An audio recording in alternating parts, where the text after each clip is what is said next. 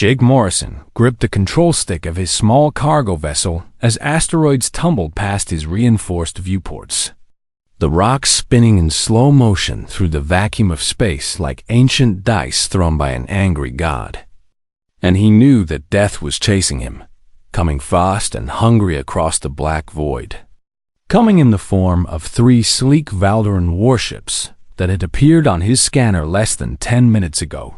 His transport ship, the Old Horizon, was never built for combat and was never designed to outrun anything faster than a mining barge. But Jake had spent 20 years flying these routes between the outer colonies and the deep space stations. And he knew every asteroid field, every magnetic anomaly, every dangerous passage through the rings of ice and rock that orbited the dwarf planet Kepler-7.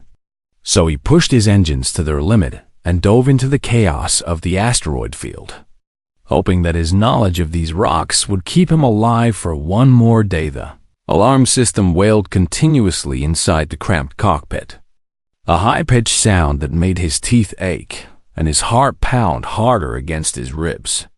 And the display screens flickered with red warning symbols that told him his shields were already dropping from the first few weapons impacts, that his hull integrity was compromised in 3 separate sections, that his navigation computer was starting to fail under the strain Jake had been delivering medical supplies and food rations to the Kepler station outpost when the distress signal came through.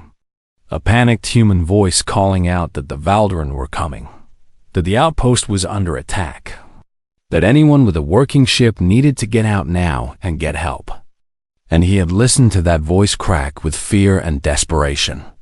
And he knew he could not save them with his little cargo hauler. So instead, he had fired up his engines and had run. The Valdoran were a species that did not negotiate and did not show mercy. They were tall beings with multiple limbs and exoskeletons that glinted like polished metal. And they conquered worlds by enslaving entire populations, breaking the spirits of peaceful species and forcing them into labor camps and mines, extracting resources and leaving behind only ruins and suffering. And they had a reputation for being relentless hunters once they had picked up your Senjake banked hard to starboard, weaving between 2 large asteroids that spun on different axes. And he heard the groan of metal as his ship strained against the G-forces of the maneuver, the structure of his vessel protesting under the abuse. And his engine sputtered once as one of them took damage from a glancing hit that threw sparks across his viewport. Checked his fuel gauge and found it dropping faster than it should have been, which meant a leak somewhere in his fuel lines, probably caused by the weapons fire that had been chasing him for the last several minutes.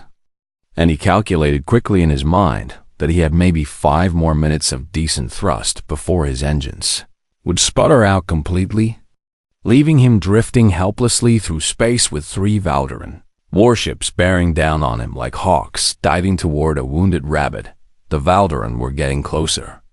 He could see their shapes now on the visual display, sleek and predatory, their hulls covered in weapons pods and communications arrays that glowed with sickly green light. And the lead ship fired another volley that split the space around him into a light show of plasma and laser fire that turned the darkness into something like daytime. Harsh and violent and terrifying, Jake pulled his ship into a desperate climb, angling upward relative to the asteroid field, trying to gain altitude and distance. But the Valdoran anticipated his move and adjusted their course, cutting off his escape vector. And he realized with a sinking feeling in his stomach that they were hurting him, driving him in a specific direction, and he did not know why until his scanner picked up something else. Something large and dark and silent, floating among the asteroids like a whale among schools of fish. The ship he saw was enormous. A colony vessel that must have been at least 2 kilometers in length. Its hull scarred and pitted with age, its structure partially collapsed in several places.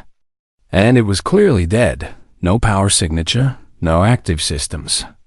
Nothing but a silent monument to some tragedy that had occurred long ago, drifting through space like a tomb. And yet it represented his only chance of survival. Jake aimed his ship directly at the abandoned vessel, cutting his engines to their bare minimum thrust to conserve what little fuel he had left. And he dove toward the derelict like a man jumping from a cliff into unknown waters, praying that the impact would not kill him, praying that the Valdaran would break off their pursuit, praying for anything that resembled luck or mercy or divine intervention. The closer he got to the abandoned ship, the more details he could make out.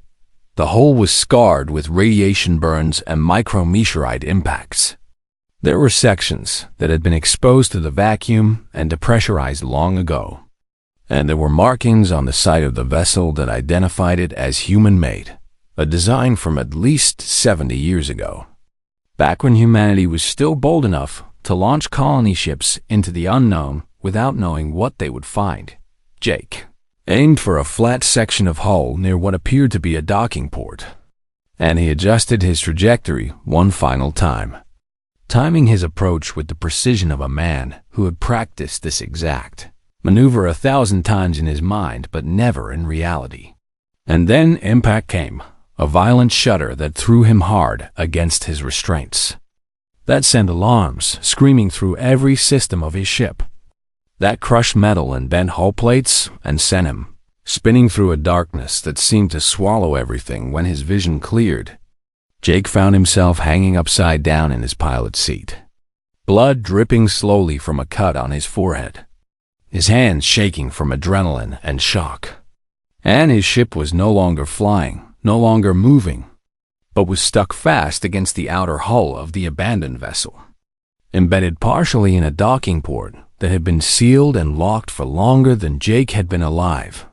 Outside his viewport, he could see the 3 Valdaran ships circling the abandoned vessel, their weapons still active, their pilots clearly communicating with each other. But they were not moving closer, not attempting to board, not firing again. And Jake realized that they could not approach without risking damage to their own vessels, that the debris field and the twisted metal of the derelict was too much of a hazard, and that they would have to find another way. Jake pulled himself upright and checked his systems, finding that most of his ship was still intact, that his life support was functional, that he could probably survive for a few days if he rationed carefully. And he looked out at the darkness of the abandoned vessel and knew that somewhere inside that dead ship lay the answers to his survival, but also that something else was waiting for him in those shadows, something that would change everything he thought he knew about humanity and about the future of the species, and he did not know if he was ready to face it.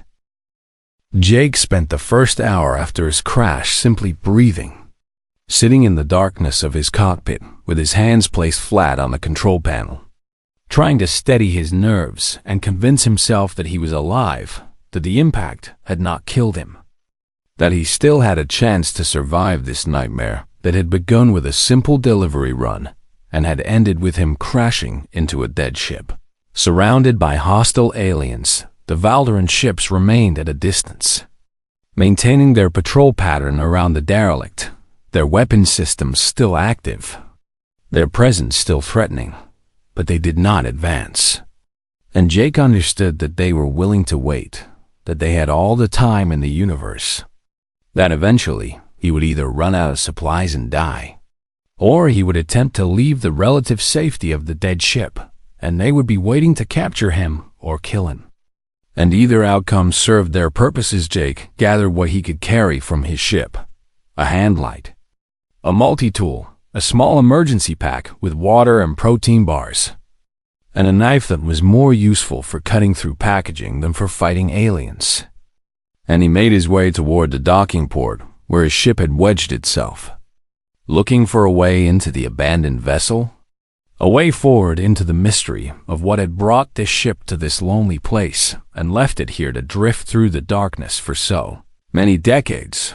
The docking port was still sealed, its ancient mechanisms corroded and frozen by time and the radiation of space. But Jake was a resourceful man who had learned to fix things with whatever materials he had on hand.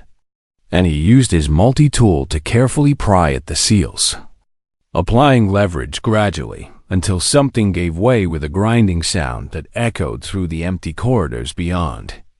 And he felt a slight hiss of air that meant there was still pressure inside the ship, that some sections were still sealed, still preserved, still waiting to give up their secrets. Jake pushed his way through the opening and found himself in a corridor that was illuminated only by his handlight.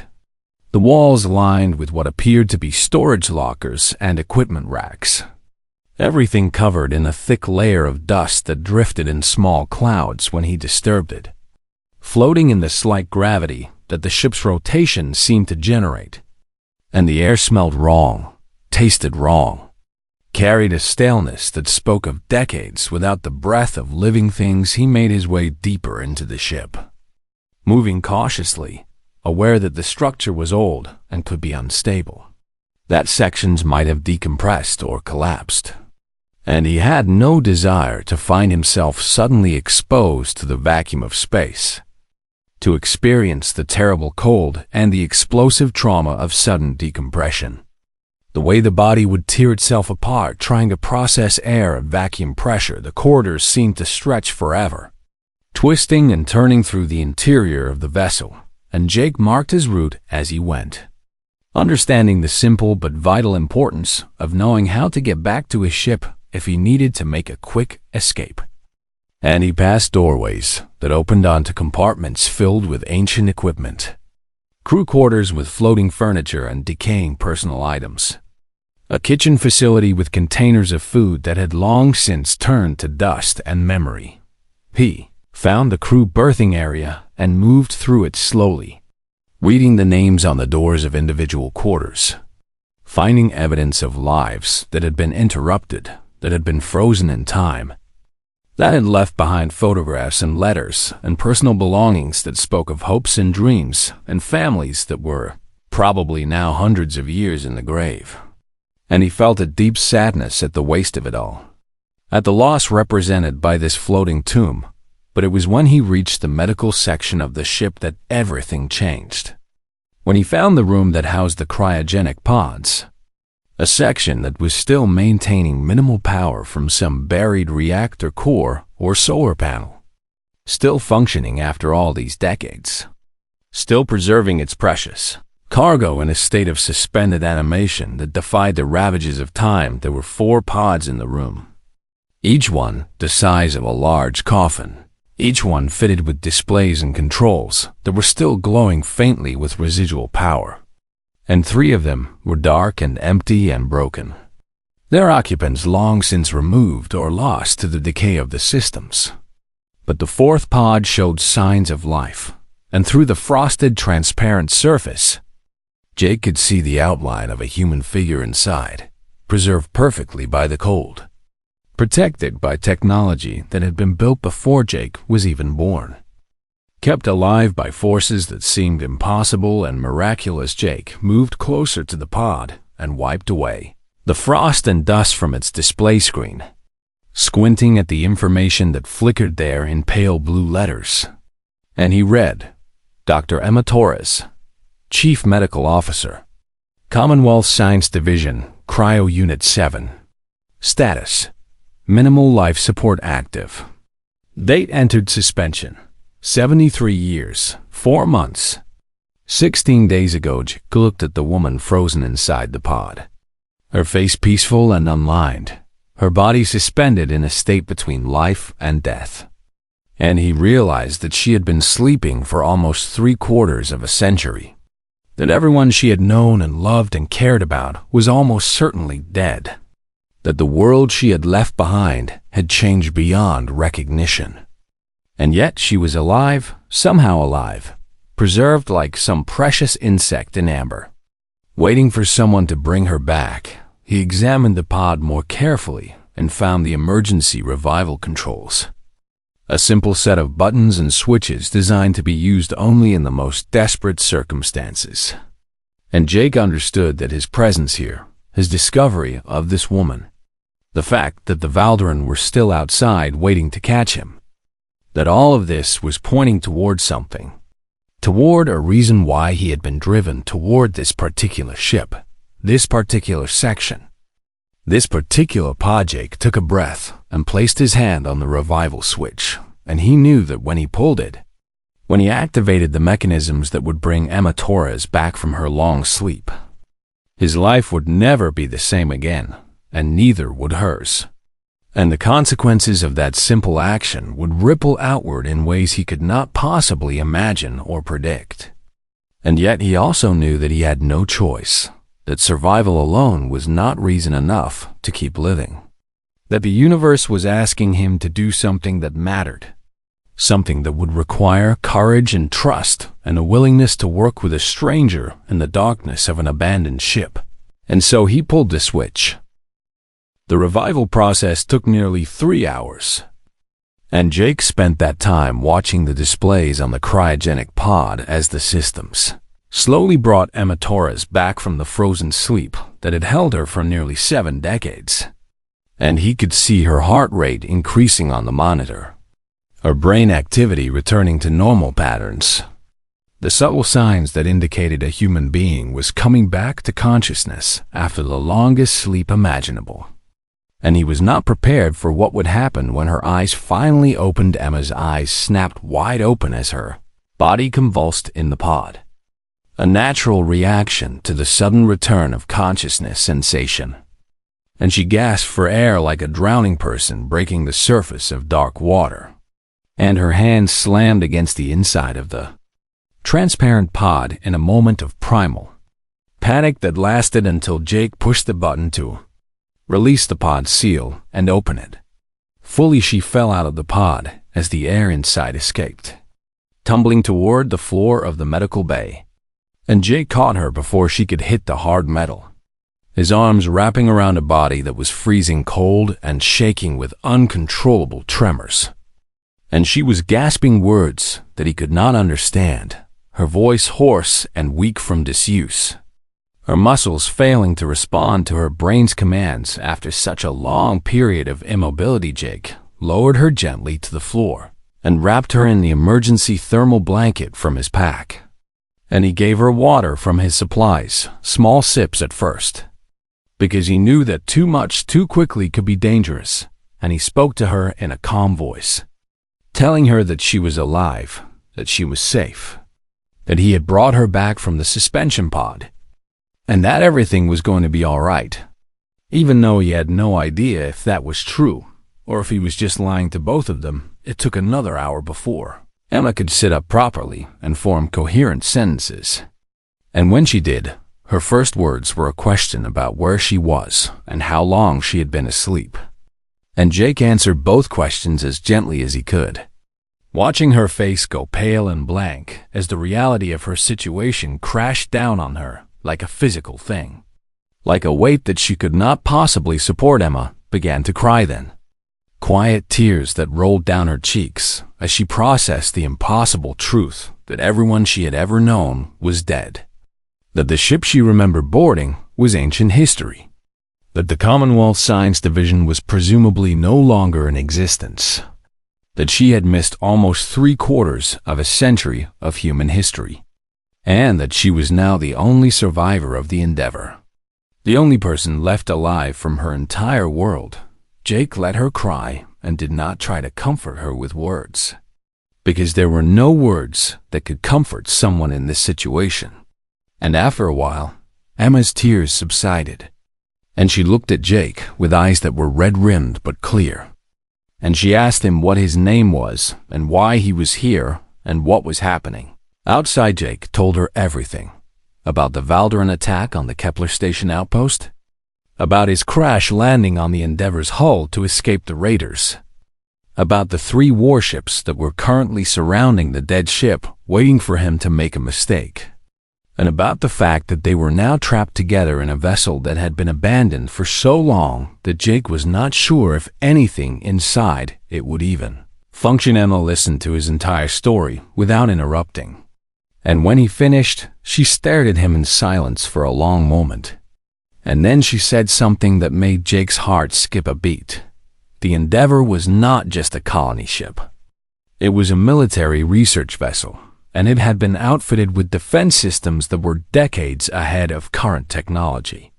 Systems that had been designed by humans during an era when the species was still proud and independent and willing to fight for its survival. Jake asked her if those systems could help them, and Emma nodded slowly, but she also warned him that the systems would require power, and that activating them might take time, and that they would have to work together to navigate the ship's technical systems, something that would be difficult when she was weak and confused and traumatized by her sudden return to consciousness. But as they talked, something began to change in Emma's expression, something hard and determined that replaced the shock and grief.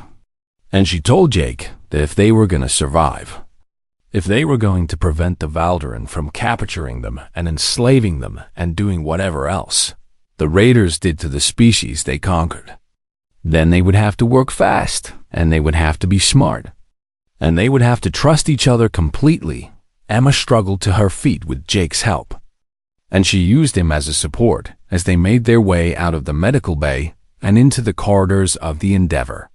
And she began to direct him toward the sections of the ship where the main reactor was located, where the power systems were housed, where the weapons control center waited in the darkness, untouched and dormant for longer than either of them had been alive. As they moved through the ancient corridors, Emma explained the design of the Endeavor to Jake, telling him about the redundant systems and the emergency protocols that were built into every section, explaining that the ship had been designed to operate in the most hostile environments imaginable, that it had been equipped with weapon systems that could rival those of any military vessel, that the people who had built this ship had believed that humanity would need to defend itself against unknown threats in the darkness of space. Jake listened to her words and began to understand that he had not just found a survivor from the past.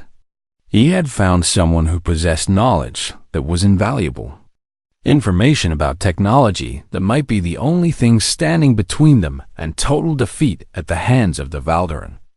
And as they descended deeper into the ship toward the reactor core, toward the power systems that had been sleeping for 7 decades, he realized that the universe had brought them together for a reason, and that everything that was about to happen would either save them or destroy them. But there was no middle ground, no compromise, only survival or death. The journey through the Endeavor's internal passages was slow and difficult, with Emma needing to rest frequently as her body adjusted to waking after 7 decades of suspended animation. And Jake did his best to support her weight and help her move through the darkness, using his handlight to illuminate the way forward through corridors that seemed to stretch endlessly into shadow and silence.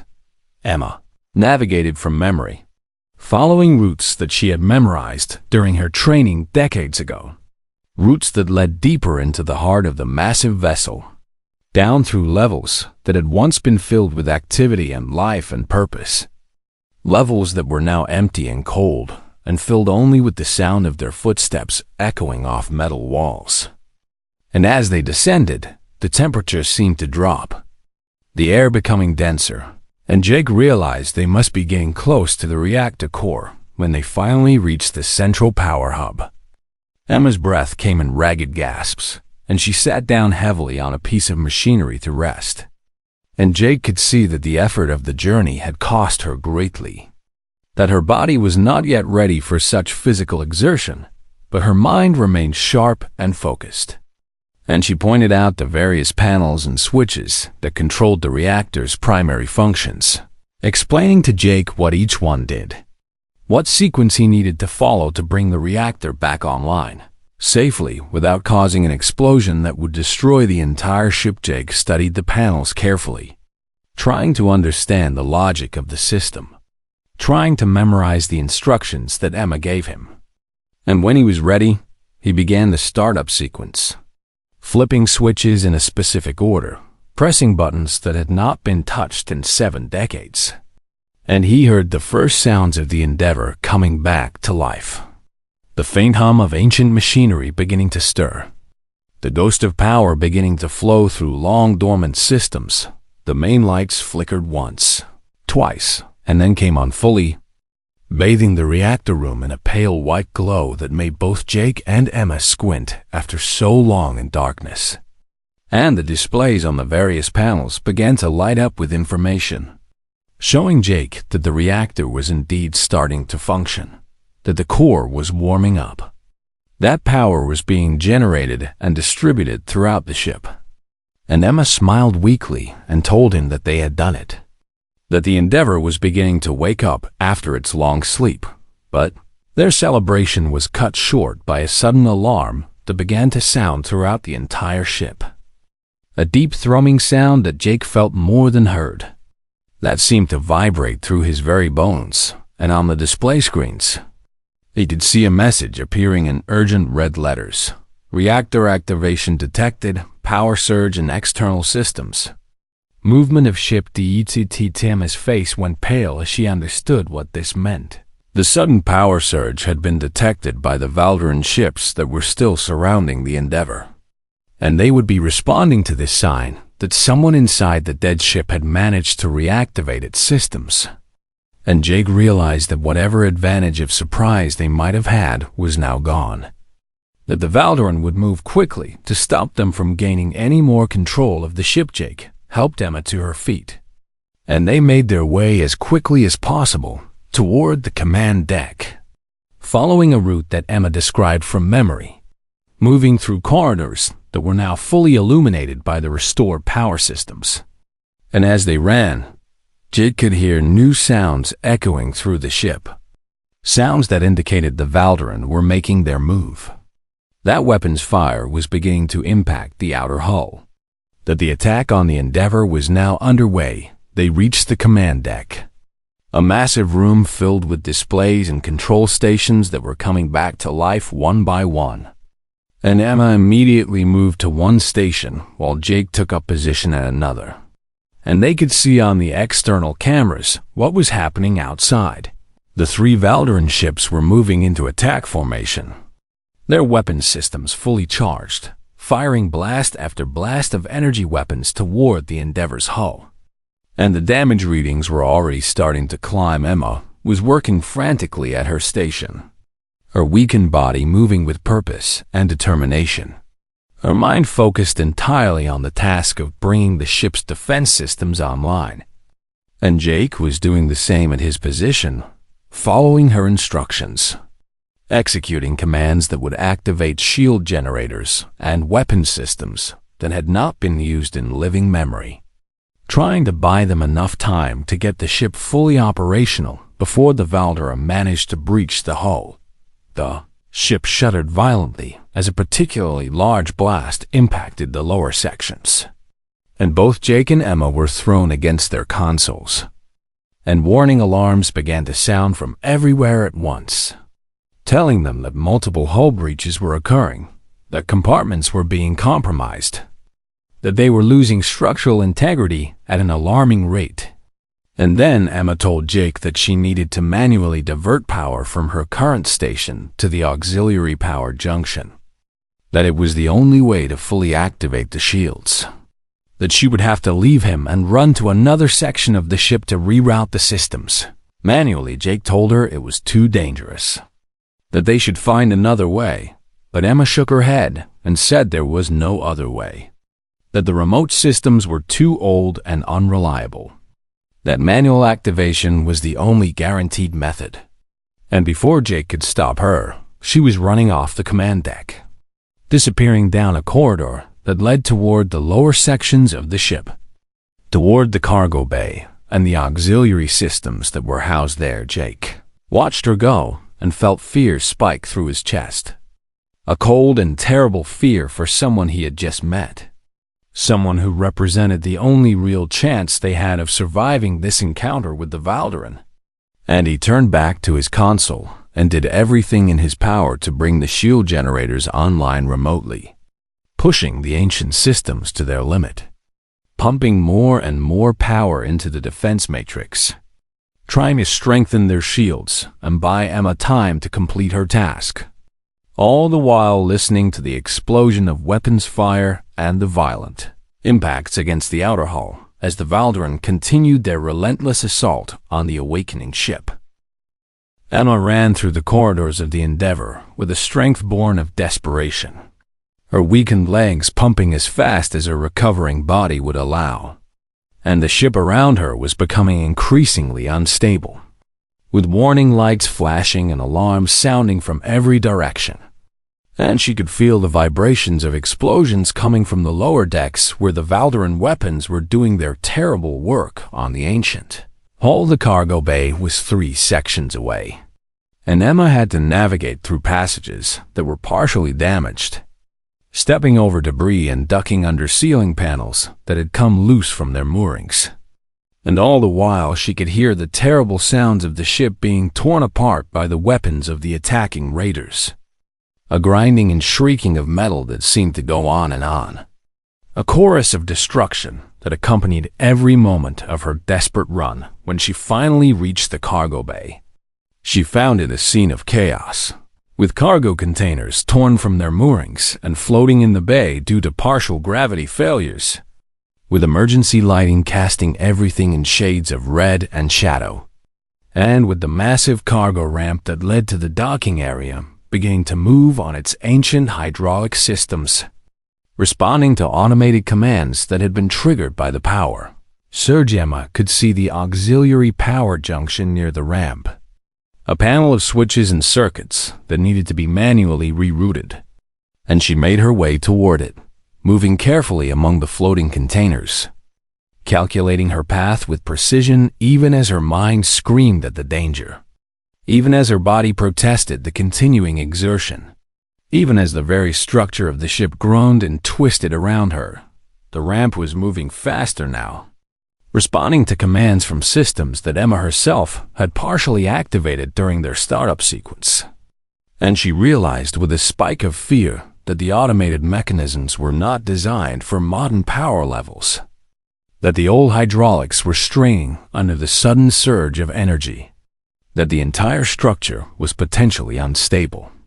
And as she reached for the junction panel, she heard a sound like thunder, a terrible groaning of metal that echoed through the entire bay. The ramp began to fall, its massive structure suddenly dropping like a guillotine blade, and Emma felt the rush of air as it fell past her, felt the heat from the friction of the metal moving at high speed, and she screamed as she dove away from the falling structure, throwing herself toward the wall as the ramp crashed down behind her with a deafening impact that shook the entire bay and sent a shower of sparks cascading through the air like deadly rain. Emma was thrown to the floor by the shock wave, her body slamming hard against the metal surface, and she gasped for breath, her lungs burning, her heart pounding so hard she thought it might break through her ribs.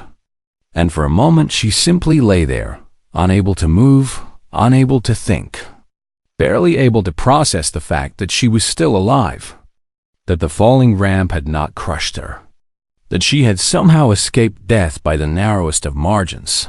But there was no time to recover, no moment to rest, and Emma forced herself to her feet, dragging her battered body toward the auxiliary junction, which was now only a few meters away on the other side of the cargo bay. And as she moved, she could hear the Valdaran weapons continuing their assault, the impact of their weapons shaking the entire ship, bringing dust and small debris falling from the ceiling, a constant reminder that they were running out of time. She reached the junction panel and tore it open with shaking hands, and she could see the systems inside, the circuits and switches that controlled the power distribution to the shield generators. And even in her panicked state, Emma understood what she needed to do. She needed to manually override the safety limiters. She needed to push the shield systems beyond their normal operating parameters.